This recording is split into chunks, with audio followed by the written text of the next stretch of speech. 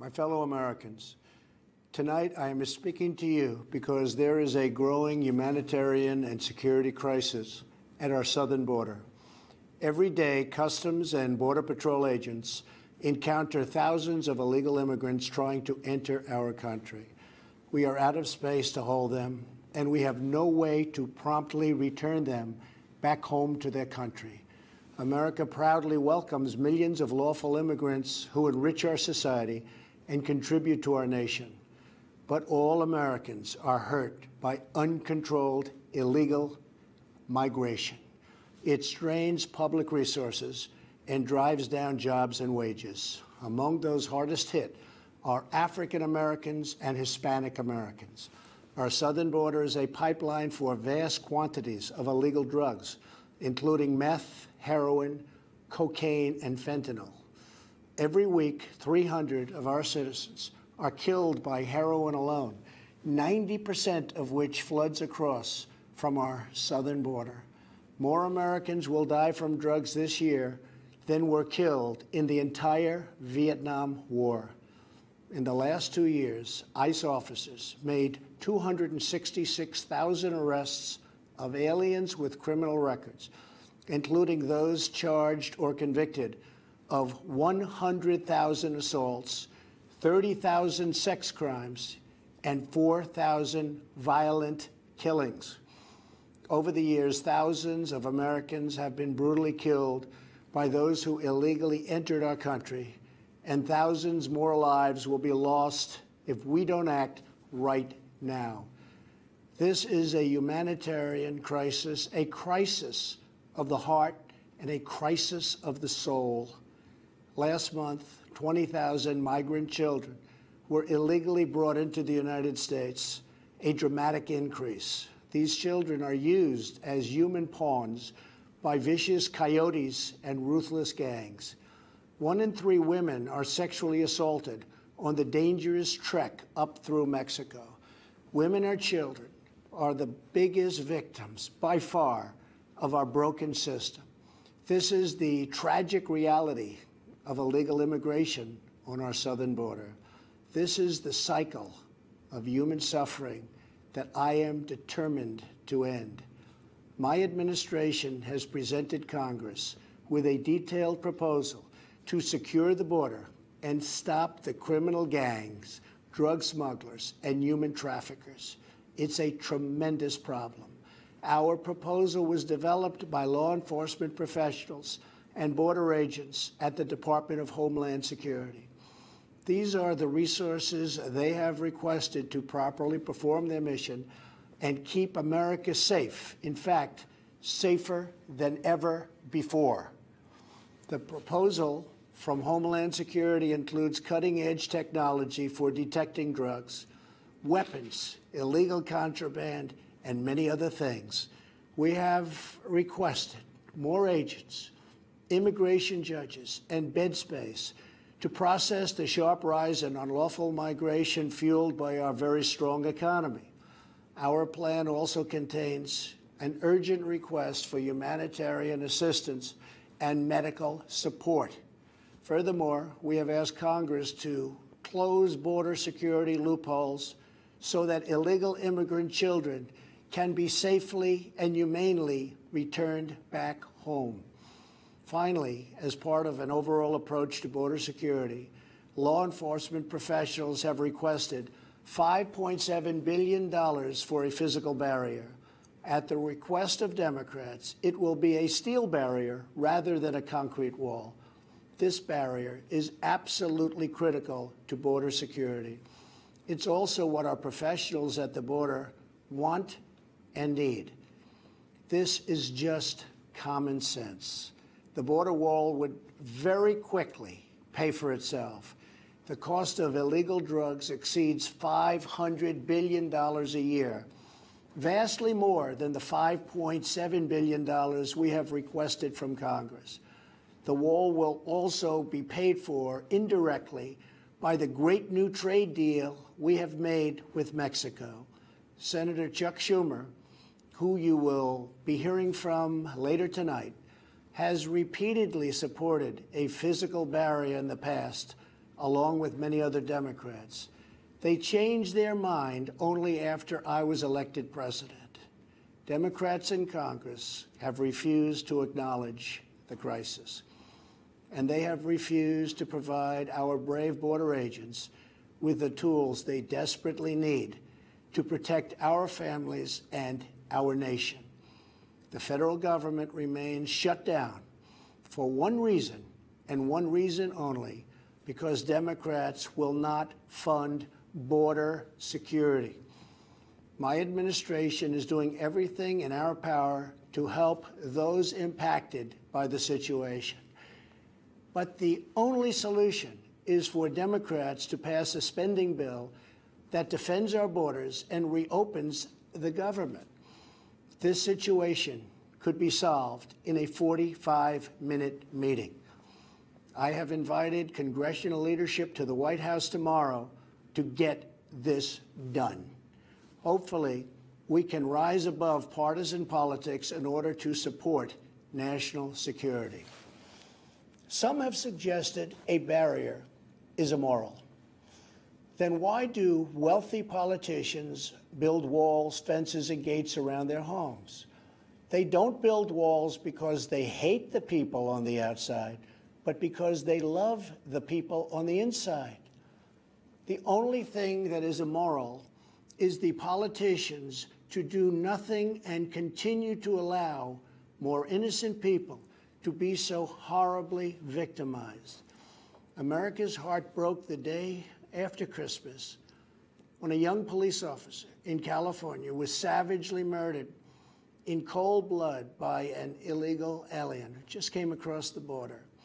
The life of an American hero was stolen by someone who had no right to be in our country.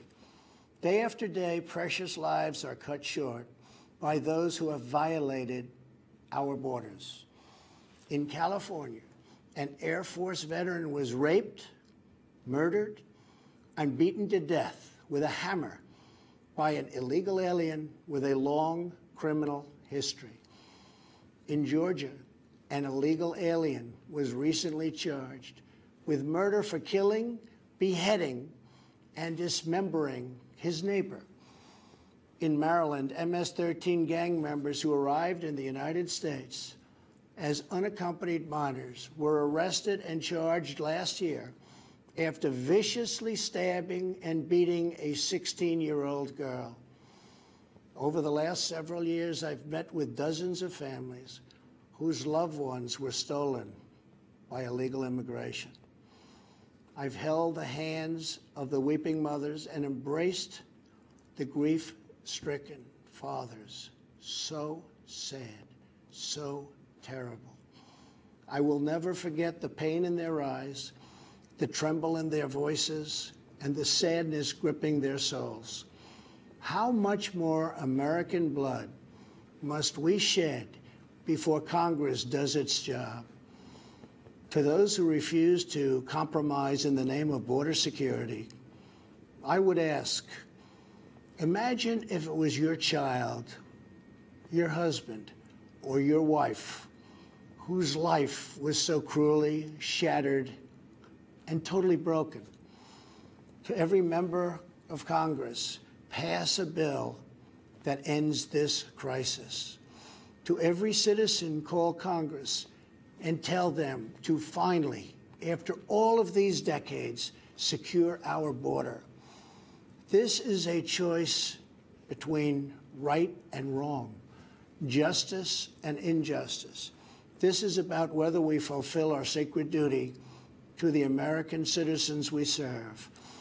When I took the oath of office, I swore to protect our country, and that is what I will always do.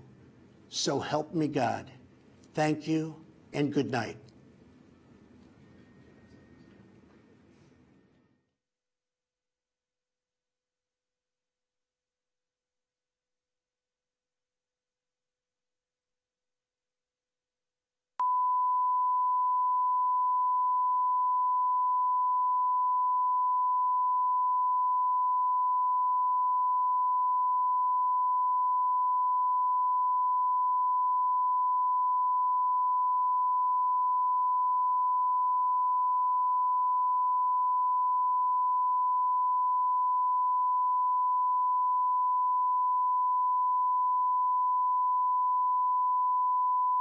last year and in recent months, and that is something that this administration likes to hammer down hard on and repeatedly use in their talking points. He also talked about the number of drugs that are used in coming across this border, but I've got to say virtually all heroin, many fact checks have shown, comes through legal points of entry. We are hearing the president make the case to declare a national emergency. That seems to be what's happening here, but I got to say, George, behind the scenes, up until even late today, these White House lawyers here were still trying to figure out whether this is something he can actually do.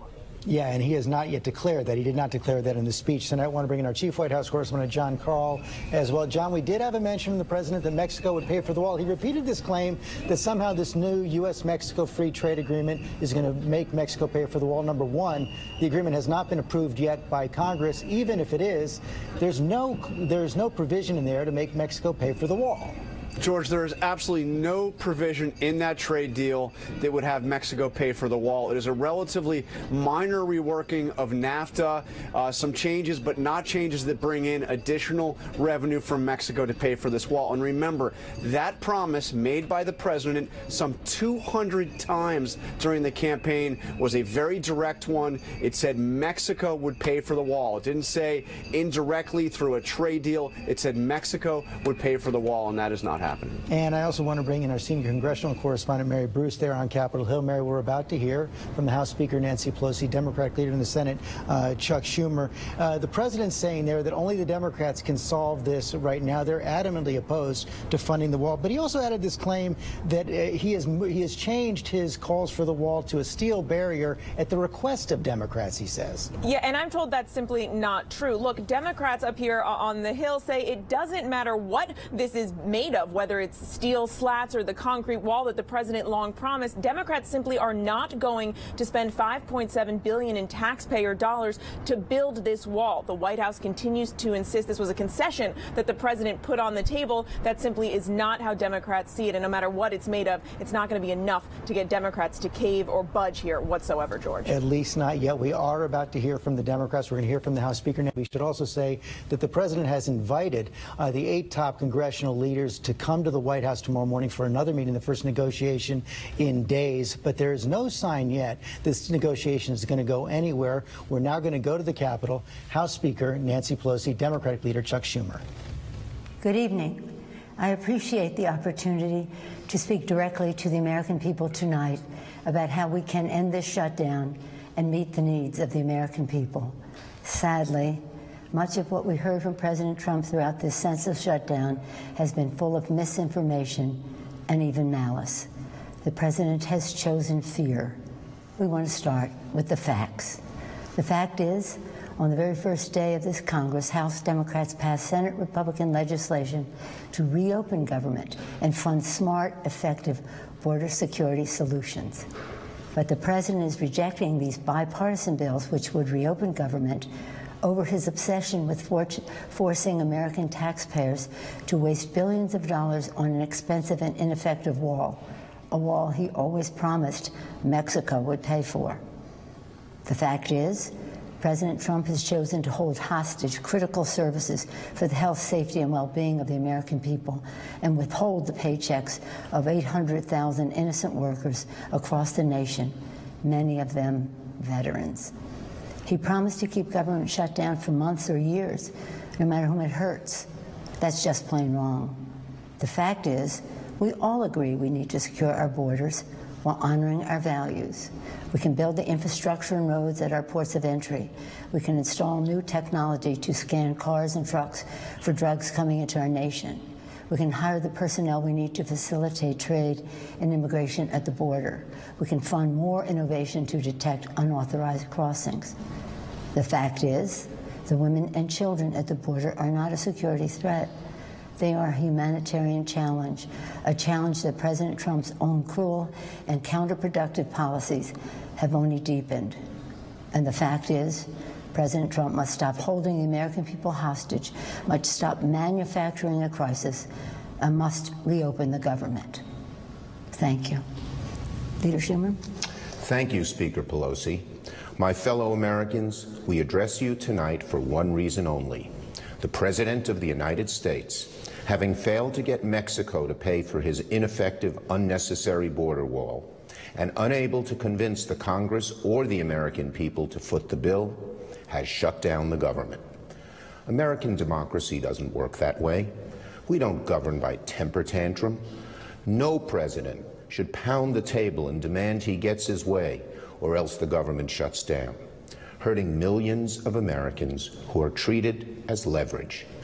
Tonight, and throughout this debate and throughout his presidency, President Trump has appealed to fear, not facts, division, not unity.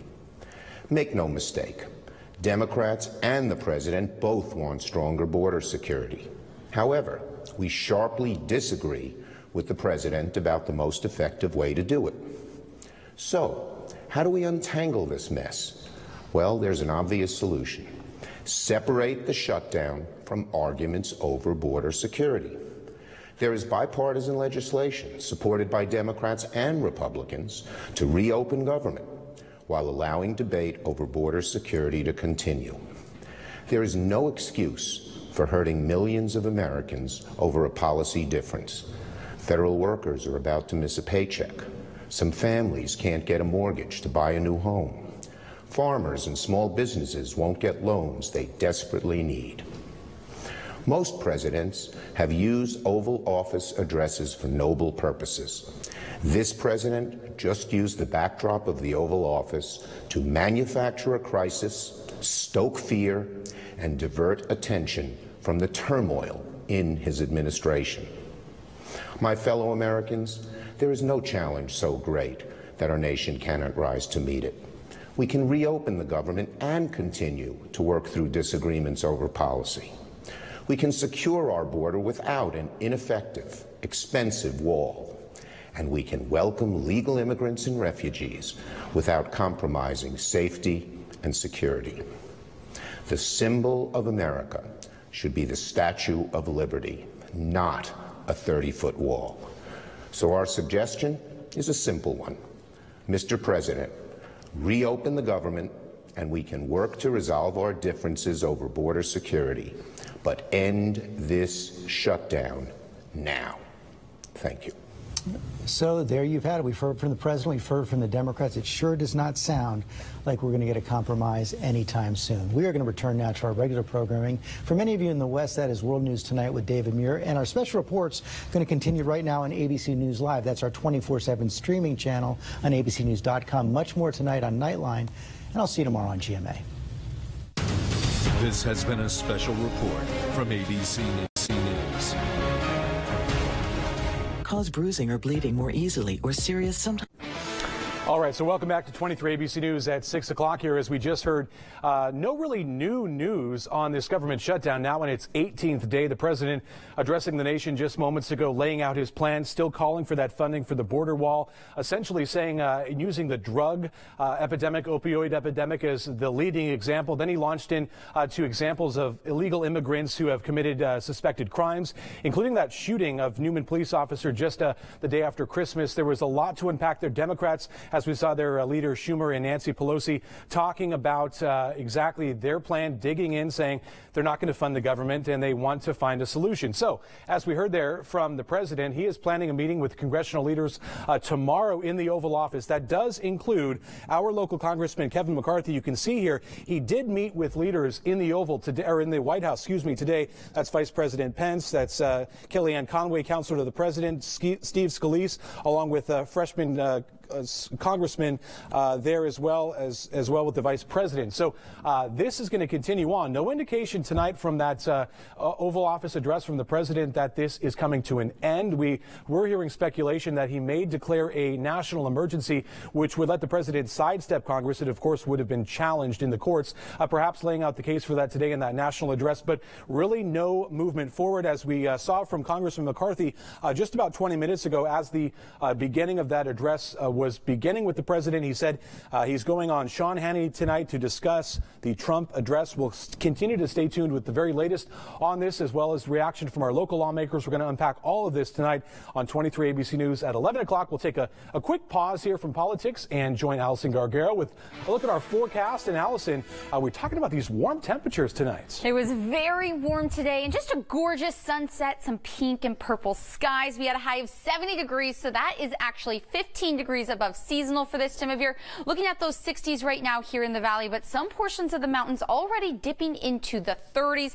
So temperatures up 6 degrees from what we were feeling this time yesterday in Bakersfield, and actually down in some of our desert cities. But we are tracking a system that's going to be pushing into the county, well, starting in the early morning hours on Wednesday. So you can see some chances in the western portion of the valley, but it's going to be breaking apart as it makes its way through the county. Could see some light rain starting in the early evening hours on Wednesday, continuing into the evening hours, but then we are going to be seeing just clear skies and cloudy skies, but warm temperatures tomorrow. Will have a high of 65 degrees in the afternoon, and then we're going to be seeing those rain chances as we head into the evening hours, but lows are just going to be in the 40s, so not too bad. But look at this, the 60s continuing Wednesday, Thursday, and Friday, actually through the weekend as well into early next week. But we're tracking the chance to see some heavier rainfall, potentially overnight Friday into Saturday. And we could be seeing that again on Sunday into Monday, Tuesday, as well as on Wednesday. Lots of chances. It just keeps going every day. I know, it's not bad. Maybe a little light rain. We like that. Good time of the year. All right, we're coming right back. 23 ABC News at 6 returns after this break.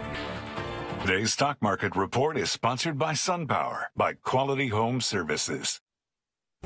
There are a lot of solar companies out there today, but the one you can truly rely on is Quality Home Services, your local partner for over 28 years. We've been mastering